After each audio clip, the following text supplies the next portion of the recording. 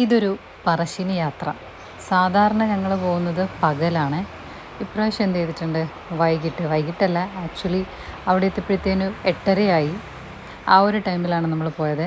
രാത്രിയും സൂപ്പറാട്ടോ, ഒത്തിരി പേര് ഉണ്ടായിരുന്നു, നല്ല ആൾക്കാരുണ്ടായിരുന്നു. പിന്നെ ചെന്നപ്പോഴത്തേനും വെള്ളാട്ടം ഉണ്ടായിരുന്നു, വെള്ളാട്ടം കാണാൻ പറ്റി, മുത്തപ്പൻ്റെ അനുഗ്രഹം വാങ്ങാൻ പറ്റി. അങ്ങനെ അമ്പലത്തിൻ്റെ ചുറ്റോട്ട് കുറച്ച് സമയം സ്പെൻഡ് ചെയ്തു. പിന്നെ കടകളിലേക്ക് ഒന്ന് കയറി നിറങ്ങി. അങ്ങനെ ഒരു ചെറിയൊരു പറശ്ശിനി യാത്ര. ബാക്കി വീഡിയോയിൽ.